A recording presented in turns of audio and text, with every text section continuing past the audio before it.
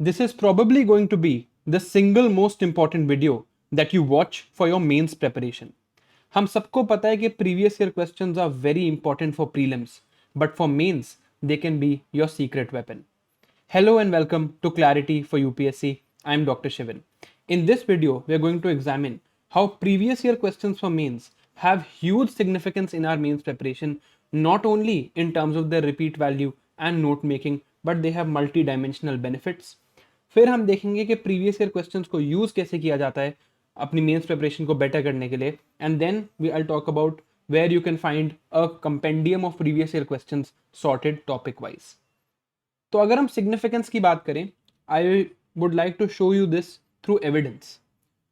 तो सिग्निफिकेंस पे ज़्यादा बात करने से बेटर ये है that I show you the 2023 mains paper, and मैं आपको बस उसमें दिखाता हूँ कि कितने क्वेश्चंस डायरेक्टली ऐसे थे जो हम प्रीवियस ईयर क्वेश्चंस अगर हमने पढ़ रखे हों तो उससे हम आराम से लिख सकते थे.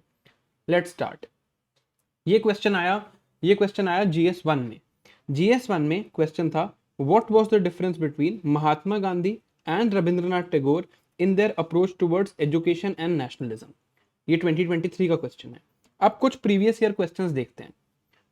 महात्मा Gandhi and B R Ambedkar, despite having divergent approaches and strategies, common goal of amelioration of downtrodden. यहाँ महात्मा गांधी के थॉट्स के बारे में पूछा. Approach of Subhash Chandra Bose versus Mahatma Gandhi ji. Throw lights on the thoughts of Mahatma Gandhi ji in the present times. How different would have been the achievements of the Indian independence movement without Mahatma Gandhi ji. तो हमें यहाँ से क्या समझ आया, अगर हमने ये क्वेश्चंस लिख लिए होते तो एक तो हम ये क्वेश्चन आराम से लिख पाते, एंड दूसरा हमें अब ये समझ आ गया है the thoughts of Mahatma Gandhi ji are something that are very important as far as means are concerned. And Mahatma Gandhi ji के थॉट्स डायरेक्टली मेंशन नहीं है सिलेबस में कि हमें पढ़ने ही है, but they are very important because they have been asked so many times. आगे देखते हैं. फिर क्वेश्चन पूछा why is the world today confronted with the crisis of availability and of access to fresh water resources. अब let's look at some previous year questions. The solution for depleting groundwater resources in India is water harvesting systems. What is water stress and why does it and how does it differ regionally in India? India is well endowed with fresh water resources. Critically examine why it still suffers from water scarcity. Micro watershed development projects can help in water conservation. Efficient management of land and water resources will drastically reduce the human miseries. अब अगर आप इस question को ध्यान से देखो, इस question में पूछ क्या रहा है कि वर्ल्ड में एक क्राइसिस है of two things, water availability and water access. अब अगर आप ये क्वेश्चन बताओगे तो you will have to mention the reasons for this. उसके रीजंस आपको इन्हीं क्वेश्चंस में ही मिल जाएंगे, एंड आप इन रीजंस पे खत्म तो नहीं करोगे अपना answer. You will also talk about कि हाँ यार there are ways to solve this, and उसके भी यहाँ पर आंसर्स हैं. Micro watershed development, water harvesting system, and even this line efficient management of water resources will drastically reduce human miseries. ये as it is हम conclusion में भी लिख सकते हैं. This is how important previous year questions are. ये actually means का paper ऐसा है कि अगर हम previous year questions करके चले जाएं, we can predict most of the paper. और देखते हैं. Southwest monsoon called Purvaiya in Bhojpur region. Directional seasonal wind system influence the cultural ethos of this region. अब ये question tough था 2023 में, बट ये हमें पता था कि मॉनसून बहुत इंपॉर्टेंट टॉपिक होता है ज्योग्राफी में. जैसे Indian monsoon changing due to humanizing landscapes. अब ये भी टफ क्वेश्चन है, बट अगर हम इस क्वेश्चन को लिख लेंगे तो मॉनसून का इंपैक्ट ऑन ह्यूमंस, यहां पर ऑल्दो डिफरेंट डायमेंशन पूछी है, या ह्यूमंस का इंपैक्ट ऑन मॉनसून पूछा है, बट मॉनसून का इंपैक्ट ऑन ह्यूमंस यहां पूछ लिया. How monsoon influence cultural ethos. Then what characteristics can I assign to monsoon climate that succeeds in feeding more than 50% of the world's population residing in the monsoon region of Asia? Again, monsoon is a very important topic. तो अब जब मैं monsoon पढ़ूंगा, I will keep these dimensions in mind. And I know that monsoon is a likely topic, तो मैं उसे मेज में अच्छे से पढ़ के जाऊंगा, because बार बार पूछा जा चुका है. Then, identify the factors responsible for diversity of natural vegetation in India. Examine the status of forest resources in India. Diversity of natural vegetation and forest resources are very linked. अगर हम ये answer as it is लिख के गए होते, we could have easily written this one, and this was also a tough question in 2023. आगे देखते हैं. अब ये देखो, Does urbanization lead to more segregation and marginalization of poor in Indian metropolises? ये क्वेश्चन पूछा. अब कुछ प्रीवियस ईयर क्वेश्चंस देखते हैं. Various social problems out of the speedy process of urbanization in India. तो मुझे ऑलरेडी पता है कि इंडिया में urbanization happened in a very speedy manner. Then IT hubs जो बनी हैं cities, it has open new avenues for employment. तो मुझे ऑलरेडी पता है जब मैं ये क्वेश्चन लिख रहा हूँ, क्योंकि यहाँ डज है, यहाँ एक क्वेश्चन पूछा गया, it can not be an absolute answer. तो I already know that urbanization generates employment. So at some level it reduces marginalization also. ये आंसर मैंने अगर लिखा हुआ है तो मुझे ये बात पता है. But has also created new problems. Substantiate the statement with examples. One of these problems is segregation and marginalization, ghettoization, economic marginalization, political marginalization of the poor section of society. Then main socio-economic implications arising out of development of IT industries in major cities of India. अगर मैंने ये चीज लिखी हुई है पहले से कि आईटी हब्स के कुछ एडवांटेजेस हैं, कुछ डिसएडवांटेजेस हैं in socio economic context, and in socio economic context में obviously I will also write about poor section of society. तो ये answer becomes very easy for me to write. आगे देखते हैं. Why is caste identity in India both fluid and static? अब देखो, caste system is assuming new identities and associational forms, hence cannot be eradicated. तो caste जो India में है वो new forms ले रहा है. ये उन्होंने पूछा 2018 में. क्या मतलब हुआ इस बात का? कि caste is a fluid thing in India, keeps changing, right? It is not something जो एक बार assign हो गया. It is a fluid identity. New forms are coming, new variations of caste are coming. Then 2020 में क्या पूछा? Has caste lost its relevance in understanding multicultural Indian society? Of course, you cannot say yes to this, right? Caste की कुछ ना कुछ relevance तो है. Why is caste relevant even today?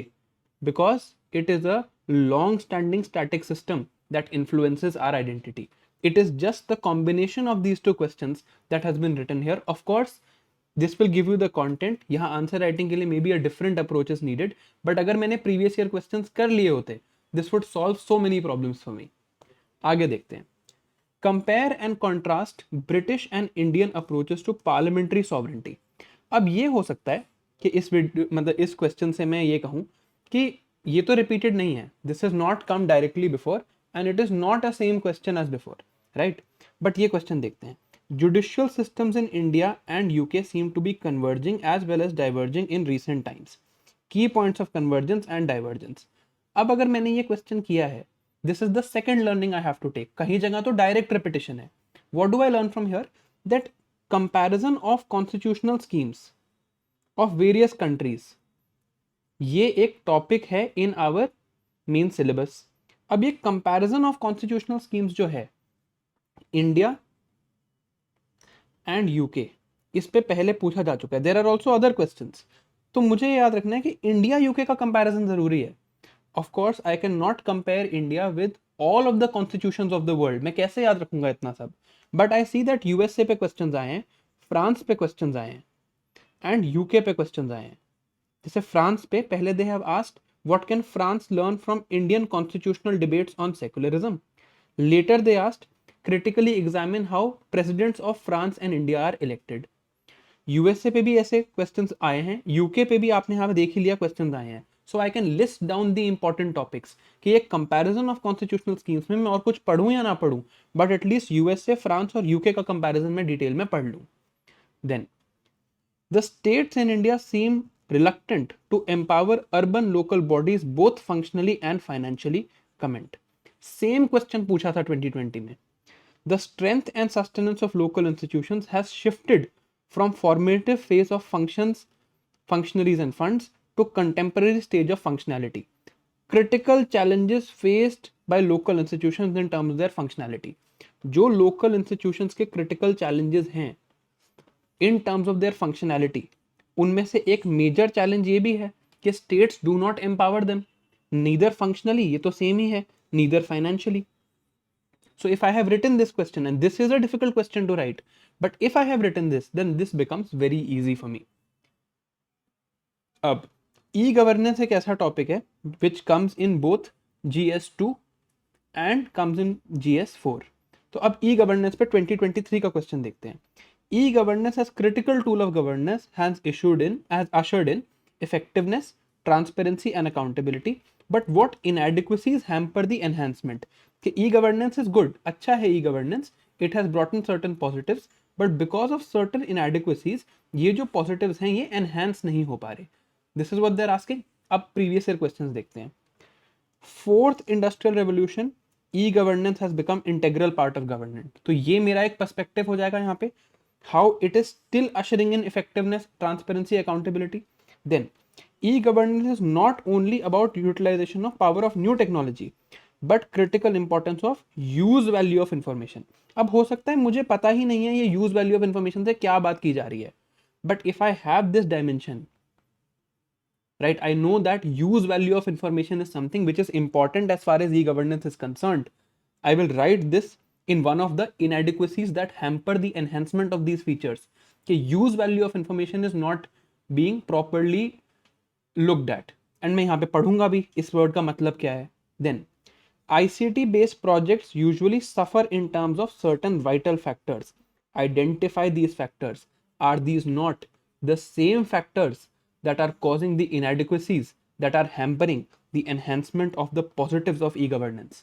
तो अगर मैं ये questions लिख चुका होता तो as it is I could have written this question.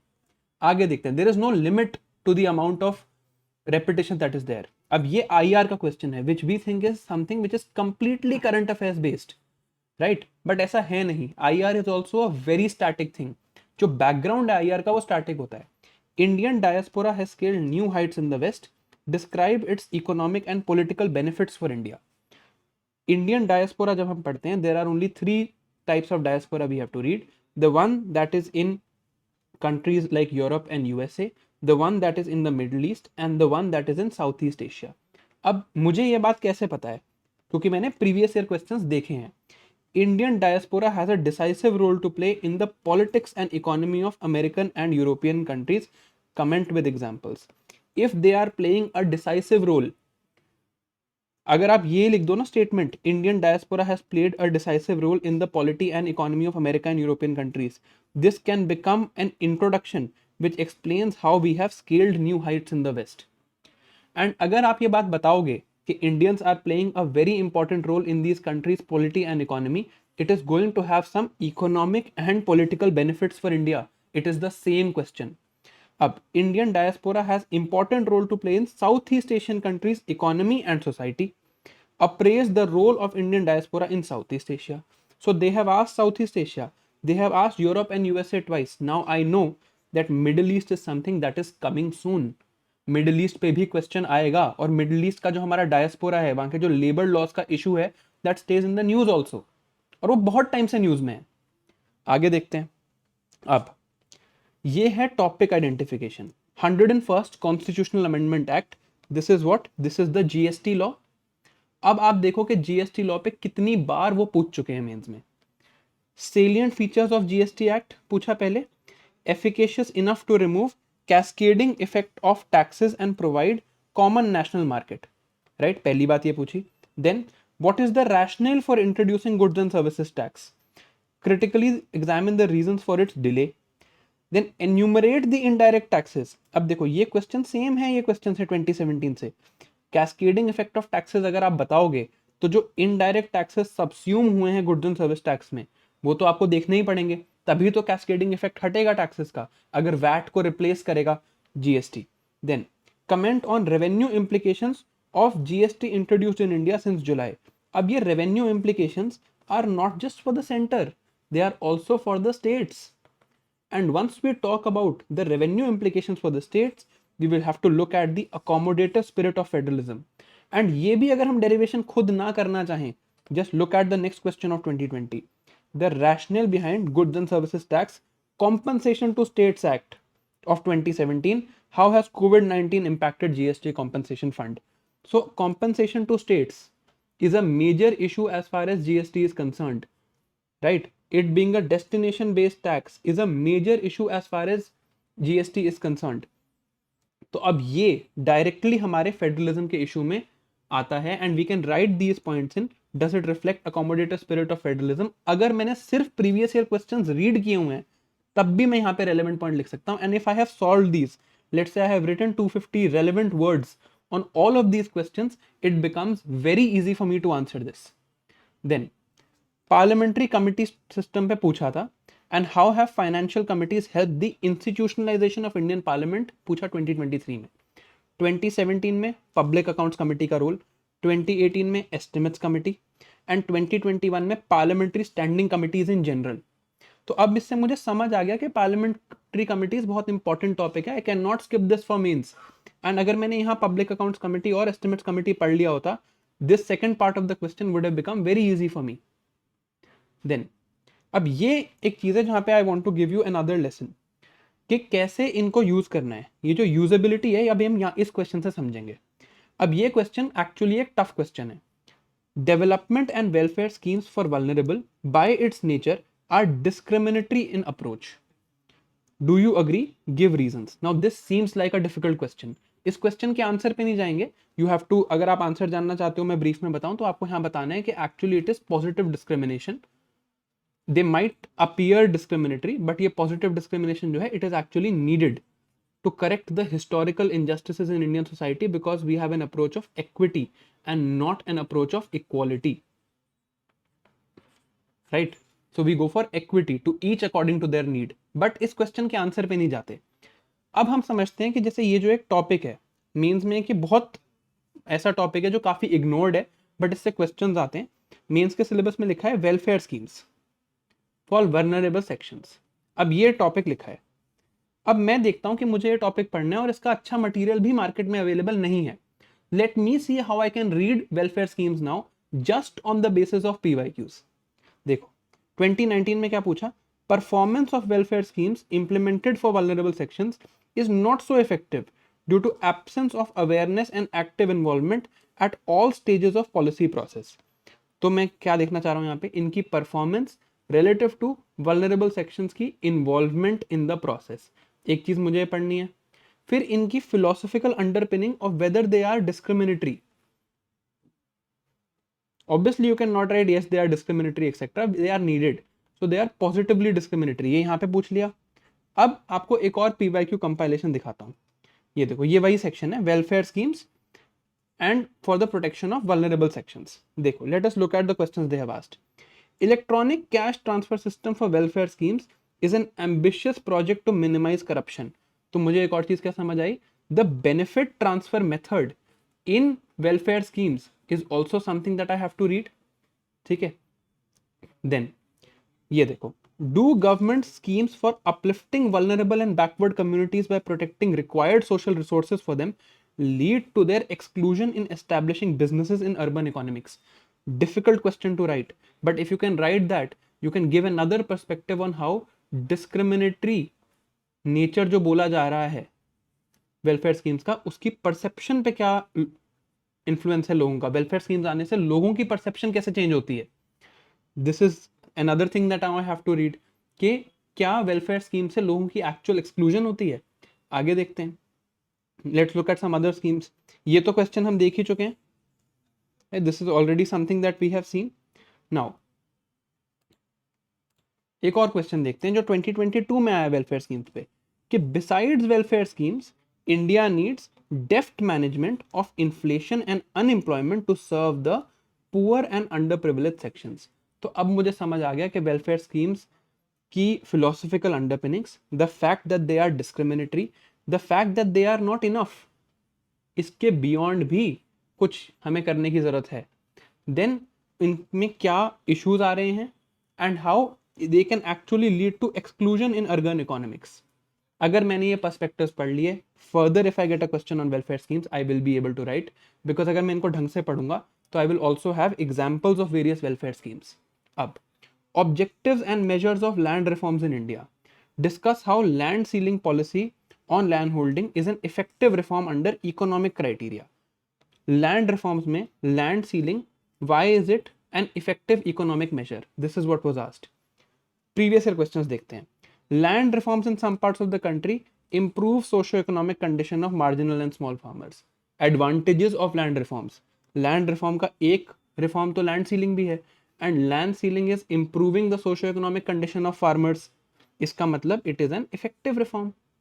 Role of land reforms in agricultural development, इसमें लैंड रिफॉर्म्स में एक तो लैंड सीलिंग भी है, एंड लैंड सीलिंग का रोल अगर मैं पढ़ लूंगा एग्रीकल्चरल डेवलपमेंट में तो मैं यहाँ लिख दूंगा factors that are responsible for success of land reforms in India. Again I can write here because objectives and measures of land reforms in India भी पूछा है, तो जब मैं यहाँ पर लैंड रिफॉर्म्स का रोल पढ़ूंगा, लैंड रिफॉर्म्स की सक्सेसेस पढ़ूंगा, तो ऑब्जेक्टिव्स एंड मेजर्स तो पढ़ूंगा ही। Relationship between land reform, agricultural productivity and elimination of poverty, अब यहाँ सीधा ही बोल दिया कि land reform and poverty elimination are linked, so it is an effective reform under economic criteria. अगर मैं बस प्रीवियस ईयर क्वेश्चंस को रीड करके चला जाऊं, my mains problem get solve to a large extent, right. ऐसे और एग्जांपल्स की कोई लिमिट नहीं है। यहाँ पे क्रॉपिंग पैटर्न के बारे में पूछा कि क्या चेंजेस हुए 2018 में, अगेन ये सेम चीज पूछ लिया था, emphasis on certain crops brought changes in cropping patterns in recent past. 2023 में पूछा direct and indirect subsidies and WTO. 2013 में पूछा था different types of agricultural subsidies national and state level and how it creates distortions. अब यहाँ पर obviously आपको MSP और एमएसपी की क्रिएटेड डिस्टॉर्शन के बारे में डेफिनेटली बताना है, and this was asked here, and now you have to link it to the WTO idea of de minimis limits of peace clause etc. now national wetland conservation programme पूछा 2023 में, और यहां पूछा Ramsar concept of wise use.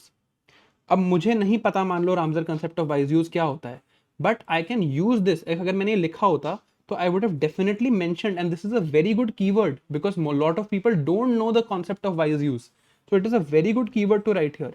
And आप एक बात notice करना, 1, 2, 3, all three of these are actually questions from GS paper 3 which we believe to be current affairs based, but they are actually a lot previous year questions based also. So अगर हमने mains के previous year questions पढ़ लिए और solve कर लिए, solve मतलब उनके एक्चुअल आंसर्स लिख लिए, तो हमें एक तो इंपॉर्टेंट टॉपिक्स पता चल जाएंगे। अगर वो डायरेक्टली रिपीट हो गया हमारे पेपर में, तो we will write the answer faster, so it will take us less time, and we will have better content, so we will write the answer better also, so we will get more marks. Because means में इतना कुछ है पढ़ने के लिए that I will not be able to pinpoint कि ये topics important हैं, और हम एंड तक ये फिर ढूंढने लग जाते हैं कि यार ये कौन से टॉपिक्स हैं जो सबसे ज्यादा इंपॉर्टेंट है, but that answer is in previous year questions. And let's say I get a direct और indirect repetition, direct and indirect repetition of a previous year question, I directly have time and mark saving grace here. Then if it is indirectly repeated, I can give dimensions and perspectives, जैसे वो wise use की बात थी, right? जैसे वो welfare schemes में हमने देखा था कि there are many dimensions also I can give. And last चीज, and if you have stuck till this part of the video, this is your focus reward, that it helps in prelims also, and this is surprising, right? मैं आपको example देता हूँ। ये एक prelims का question है, आप ट्राई करना है इसको सॉल्व करने की। Which one of the following statements about Sangam literature in ancient South India is correct? That they were devoid of any reference to material culture, the social classification varna was known, have no reference to warrior ethic, refers to magical forces as irrational. अब ये लग रहा है difficult question, but क्या पूछा है, correct कौन सा था? 2013 में संगम लिटरेचर पे एक क्वेश्चन पूछा मेंस में, दो not very useful from the point of view of connected political history of south India, Sangam literature portrays social and economic conditions of its time with remarkable vividness. इस question को पढ़ के मुझे क्या समझ आ रहा है, दैट संगम लिटरेचर के जो पोएट्स थे वो सोशली और इकोनॉमिकली उस टाइम की सोसाइटी को बहुत अच्छे से रिप्रेजेंट करते थे। So if they were representing the society of that time well, the social classification of varna must have been known to them. तो प्रीवियस ईयर क्वेश्चंस का मीन्स में बहुत रोल है, एंड हमें उसके मल्टी डायमेंशनल बेनिफिट्स देखने को मिलते हैं। अब बात करते हैं कि how we can use these. मान लो मैं कोई भी टॉपिक पढ़ रहा हूं, जैसे मैंने वो वेलफेयर स्कीम्स वाला टॉपिक देखा, I will read PYQs and not just of that paper, try to find linkages, और लिंकेजेस इन द सिलेबस पे मैं ऑलरेडी वीडियो बना चुका हूं कि कहां कहां लिंकेजेस हैं। You can find linkages across GS papers related to that topic, and once you find linkages across GS papers related to that topic, you can map the dimensions. जैसे welfare schemes का हमने map किया, ऐसे land reforms का भी हम map कर सकते हैं। जो ये टॉपिक्स हैं मीन्स के, इनकी डायमेंशंस मैप कर लेंगे। फिर जो भी हमें नोट्स बनाने हैं, हमें सारी PYQ डायमेंशंस उसमें कवर करनी है। अगर नक्सलिज्म पे 5 बार क्वेश्चन आया है, तो every particular thing that has been asked on naxalism must be in my notes, it will help me tons. और लास्ट स्टेप इसमें ये है जो मोस्ट लोग नहीं करते, कि इन प्रीवियस ईयर क्वेश्चंस को प्रैक्टिस भी करना है लिमिटेड टाइम में लिखने का. Like once I have made the notes, I should actually try कि मैं 7 मिनट्स में या 11 मिनट्स में ये पीवाईक्यू लिखूं. इससे मुझे क्या होगा, अगर डायरेक्ट रिपीटेशन हो गया तो जो हमने अपने हाथ से आंसर लिखा होता है उससे बेटर कुछ याद नहीं रहता. So if there is a direct repetition it will help us a lot and it will also show us हमें कितना याद हो रहा है. Now where can you find these PYQ compilations? So on my website drshivin.com there is a huge list of free resources. उस free resources में GS1, GS2, GS3, GS4 and essay के previous year questions topic wise, syllabus wise, with their year and their marks they are sorted. जैसे जो मैंने आपको इसी video में वो compilation दिखाई थी, it is from the same website and you can go and download from there. So thank you for watching, and just one thing I'd like to address at the end of this video, that it's been a long time since I've been on YouTube. I'm sure you all know about whatever events have happened in ORN. वो भी एक reason था. उसके बाद I am also very occupied in the courses that I'm taking right now, Write Smart and GS3. But it is my commitment from this day forward that I will be equally active on YouTube. And thank you for being so patient with me. Thank you and see you next time.